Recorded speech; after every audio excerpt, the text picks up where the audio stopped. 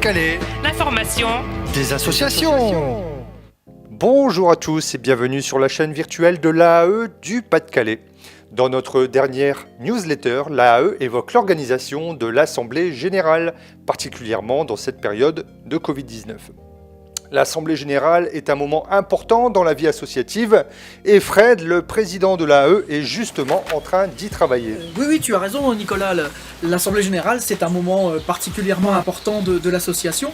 C'est le moment de la démocratie interne de l'association, le moment où les adhérents peuvent s'exprimer, faire part de leurs remarques, de leurs idées. C'est le moment aussi où on est pleinement transparent sur les comptes et sur les activités de l'association. Et puis c'est le moment aussi de prévoir un peu la suite collectivement. Donc c'est vraiment un moment collectif important, c'est pas une simple formalité comme parfois on a tendance à le croire. C'est vraiment le moment des adhérents et il ne faut pas hésiter à faire part de ses remarques et de ses avis au moment des assemblées générales.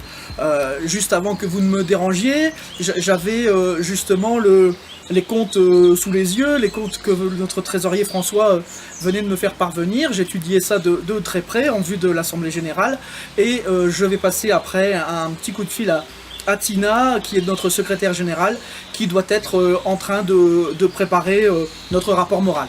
Avec le Covid-19, la vie des associations est très perturbée. Beaucoup d'assemblées générales devaient se tenir, mais c'est impossible. Aussi, une ordonnance a été prise dans le cadre de la loi Covid pour faciliter l'organisation des assemblées générales. J'espère, Fred, que tu en as été informé.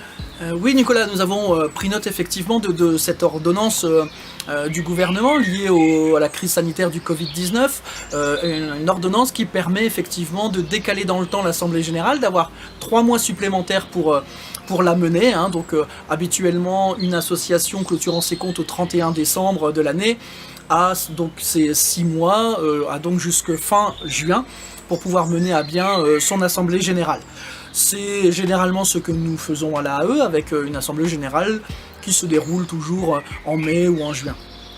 Cette fois-ci, nous avons pris la décision, donc le bureau a pris la décision la semaine dernière, puisqu'il y a eu une réunion du bureau, une réunion virtuelle du bureau, et nous avons pris la décision de décaler notre assemblée générale, de la faire en septembre prochain, de prendre ces 3 mois supplémentaires qui nous sont offerts, qui vous sont offerts, pour mener à bien notre assemblée générale.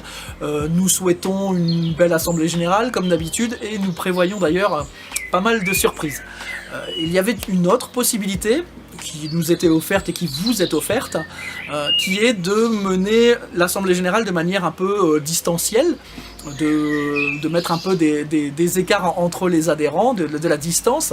Alors soit dans une salle à huis clos, avec un vote à main levée, pour plus de sécurité, soit un vote par email, qui est tout à fait possible, de manière exceptionnelle, ou alors une troisième possibilité qui est l'utilisation des outils numériques permettant le vote en ligne. Si vous avez besoin d'accompagnement sur ces outils de vote en ligne, l'équipe de l'AAE est bien évidemment à votre disposition. Les outils numériques offrent de multiples possibilités et se développent partout. Finalement, on peut se demander si l'avenir des associations ne passe pas par les outils numériques. Alors là, je risque de te décevoir, Nicolas. Je ne pense absolument pas que le numérique soit l'avenir du monde associatif. Je pense que ce sont des outils intéressants, nécessaires, particulièrement lorsqu'on connaît des difficultés comme aujourd'hui. Et on l'a bien vu durant la période de confinement, une multitude d'associations ont utilisé le net, les outils numériques pour garder le lien avec leurs adhérents. Et c'était vraiment hyper intéressant de voir ça, parce que une association, ça reste une famille et on prend soin des siens et on fait en sorte de garder le lien.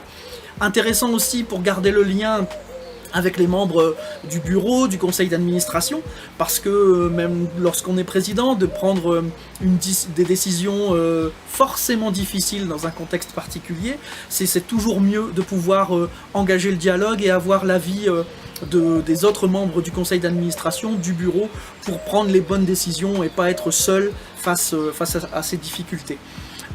Donc des outils intéressants, voire indispensables. Pour autant, Il faut aussi commencer à penser à la suite, penser à la relance des activités des associations, relancer la dynamique associative qui est essentielle à un village, à un quartier et aux adhérents aussi surtout et particulièrement. Alors bien entendu, dans des mesures de sécurité optimales, en conservant absolument les gestes barrières, c'est, nous l'avons tous compris, complètement essentiel, mais relancer effectivement l'activité, ça aussi c'est quelque chose de très important. Mais oui, Fred, tu as complètement raison. Dans ce contexte si particulier, il faut s'adapter et agir ensemble à une relance avec rigueur et prudence. Fred, qu'est-ce que tu fabriques? T'as tout laissé en plan dans le jardin, faut venir. Vous voyez, on n'est vraiment pas fait pour être confiné toute notre vie.